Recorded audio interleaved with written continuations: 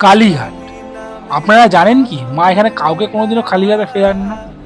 তাই আমরা দুজন মিলে বছরের শুরুতেই মায়ের কাছে গিয়ে পুজো দিয়ে নিলাম আর সবার জন্য আশীর্বাদ চেয়ে নিলাম মায়ের কাছ থেকে, যাতে 2025টা সবার খুব ভালো কাটে, আমার আপনাদের সবার।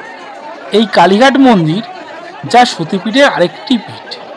কথিত আছে সতীর ডান পায়ের বুড়ো আঙুল এইখানে পড়েছিল। জানা যায় 1806 থেকে 1809 সালের মধ্যে বরিশার জমিদার সাবর্ণ চৌধুরীদের কেউ এই মন্দিরটি নির্মাণ করে।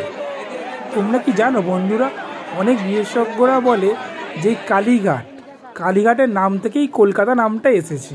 এখন নবরূপে সেজে উঠেছে কালীঘাট মায়ের মন্দির। আর এই মন্দিরে যেতে হলে কালীঘাট মেট্রো স্টেশন থেকে 1 নম্বর গেট দিয়ে বেরিয়ে 10 মিনিট হাঁটলেই মায়ের মন্দিরে পৌঁছে যাবে।